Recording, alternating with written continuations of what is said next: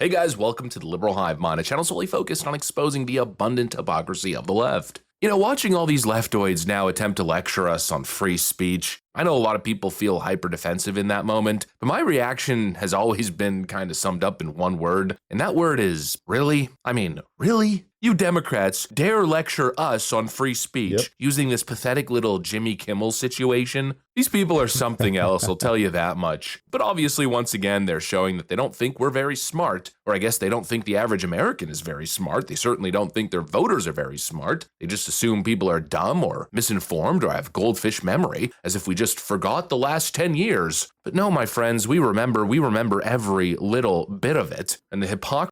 Well, but there are other people who actually have goldfish memories, or they actually believe everything that TDSBC has been putting out. Is off the frickin' charts. I want to settle this conversation once and for all by highlighting this utter disgusting hypocrisy. We got some stuff to get into, so let's roll the tape. Alright folks, so I first want to start off with this little clip right over here, because obviously there's no better way to highlight hypocrisy than by bringing the receipts. We're now getting lectured by these Democrats, but I'm noticing a little bit of inconsistency. The news about Jimmy Kimmel, I think, is a pretty watershed moment. I think we all need to be talking about. We actually, and it's not just a media story. I know you agree with me on this. It's not just a media story. It's a democracy story. It's a freedom of speech story. It's so many things. You're regularly making sure social media platforms are aware of the latest narratives. You shouldn't be banned from one platform and not others for providing misinformation out there. I find that interesting, huh? All of a sudden, free speech is the Democrats' #1 issue. Just like the border became their #1 issue the moment it was election season, after 4 years of open border, chaotic policy nonsense. They're the biggest two-faced people in the game of politics, and it's not even close. You know, I could remember it like it was yesterday. Everybody spreading misinformation should be completely depersoned off the freaking internet. That was the standard back then, but now all of a sudden, Jimmy Kimmel getting fired for pushing disgusting, divisive misinformation, as well as some other things. Well, that's a free speech issue. And it's sad that people, adults out there, don't put the two scenarios side by side. What Biden and his administration did for 4 years on one side, and look at what the Trump administration hasn't even started doing. They haven't even done it, and yet they're attributing the things that the Biden administration actually did to something that the Trump administration hasn't even done. Is just rank hypocrisy. I don't know, I feel like we should be consistent here. And by the Democrats' own definition, Jimmy Kimmel shouldn't just be removed from late-night television. No, shouldn't he also be banned across all social media, right? Yep. That's what they demanded. That was their standard. Yeah, what a double frickin' standard it is. What disgusting hypocrisy it is. And again, I want to be absolutely clear. Jimmy Kimmel did not suffer from some conspiracy coming from the White House. Nobody in power forced him off the air. And we know that because even now, as ABC is scrambling to bring him back because of all these loser celebrities now applying all this pressure, well, you've got local affiliates in Sinclair pushing back.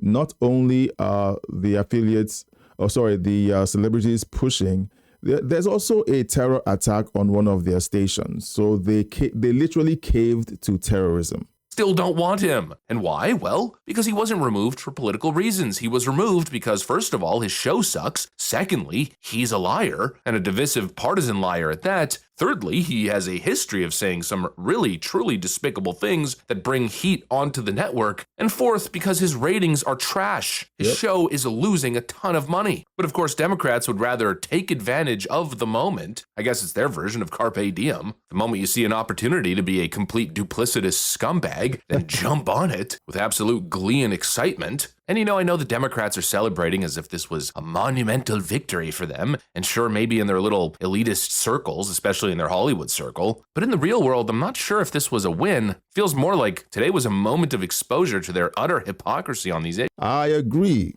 They were totally exposed because we have the records of all they did during the Biden administration and how they celebrated. And for those of them who are right now raising their voices, crying foul and accusing Donald Trump of censoring Jimmy Kimmel, they didn't say anything or conveniently have anything to say when Biden did it every other day.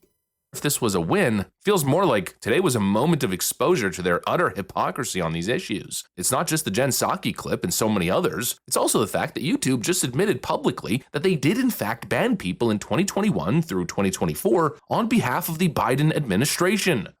It's out there. Send this video to your friends who still claim that that Donald Trump is censoring people, and let them explain this to you. That's right. They were banning people over politics, enforcing censorship for the left, for the Democrats, for the current Democrat administration that was sitting in the office. And now not only has YouTube been forced to admit that, but they're even issuing a statement saying that they're going to start unbanning people who were terminated under those unfair circumstances. And obviously you guys know this is personal for me. I've told you a million times before, and some of you may even remember, but my YouTube channel almost got deleted at the time. Back in 2022, I was staring down the barrel of losing everything. I had 2 strikes on the channel, and that means if I got 1 more, my entire channel would have been removed, and I did end up getting another one. But thankfully, that came after the other fraudulent strikes were appealed, and if I hadn't won that appeal, I'd be gone, erased. And for what? They said it was due to misinformation. But all I was doing was simply reporting on what Republican governors were saying at the time. And when you look at the stories about how conservative content creators were being persecuted online on every platform during a Democrat presidency, it just doesn't make sense that nobody sees that that is what happened. We were focused on finding the truth and being a part of the conversation, and they were shutting us down and saying, no, we have already established the truth, how dare you speak? But a lot of those truths were largely political, and so they were protecting their political perceived truths at the expense of freedom of speech. And they did it so aggressively and so openly. That's what that Jen Psaki clip from the time represents. Ban them all, like she's Oprah Winfrey when it comes to dropping the ban hammer all over social media. If you get banned on one social media platform, you should be banned everywhere else. And of course we saw that they even did the same thing to President Trump, and yet now here they are lecturing us on the First Amendment and protecting it and Donald Trump being a fascist. Don't you dare lecture me on free speech. Don't you dare sit there and try to act like Jimmy Kimmel being dropped for being an absolute douchebag is some kind of fascistic crackdown, you know. I just don't care anymore. They can say everything and anything they want to say as much as they want. I don't care anymore. They can keep talking and accusing President Trump of being Satan. But you know what? We've seen enough, and we honestly don't care anymore what you have to say. Jimmy Kimmel being dropped for being an absolute douchebag is some kind of fascistic crackdown, you know, the exact same thing that you guys were doing. But of course, the Democrats don't have any decency, and so it's just these pathetic outcry videos. I mean, look at this one from this idiotic socialist grifter known as Bernie Sanders. In these very troubling times, we hear a lot of talk about freedom. So let's say a word about freedom. We now have a president of the United States who just the other day said, and I quote, "I have read someplace that the networks were 97% against me. I would think maybe their license should be taken away." End of quote. Really? Mr. President, that's not freedom. That's authoritarianism. Bernie Sanders, that is called partisanship. Any network that has a network license from the government is meant to be non-partisan. But when they openly attack one side and openly favor the other side, it violates the terms of getting the license. It's really that simple. They throw around this talk about the Constitution is being violated, freedom of speech, when these stations are openly breaking these contracts. Last I heard, under our Constitution, which you swore to uphold, the American people are allowed to criticize the president. The media is allowed to criticize the president or anybody else. We now have a Trump-appointed Federal Communications Commissioner, FCC, named Mr. Carr, who celebrated getting Jimmy Kimmel taken off the air and then threatened other shows saying, "We're not done yet." Hey, Mr. Carr, that's not freedom. That's precisely what happens in authoritarian. Says the person who wants socialism in America, which is the very definition of authoritarianism.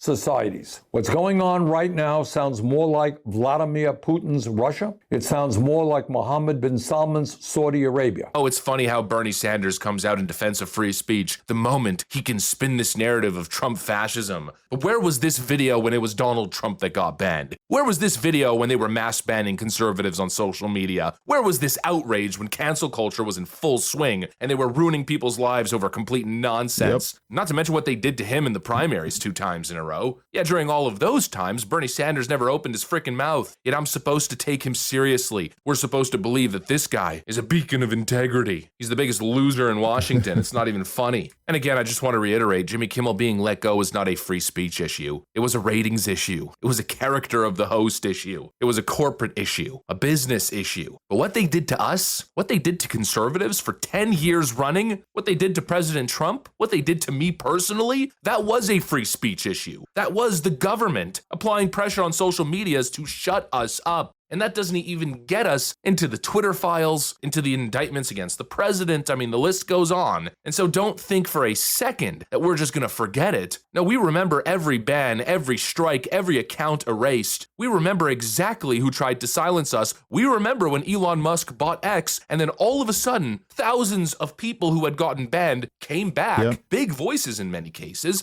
and all of a sudden, the platform was a completely different and more balanced political place. It went from being an ideological echo chamber where the algorithm was catered towards the left and only left-wingers were allowed to speak Yep. and we were shadow banned or full-on banned. It went from that to an actual beacon of free speech. We are the side of free speech. And the idea that they can co-opt that, never gonna happen. Yep. Anyways, that's what I got for you guys. Thanks for watching, and I'll see you on the next one.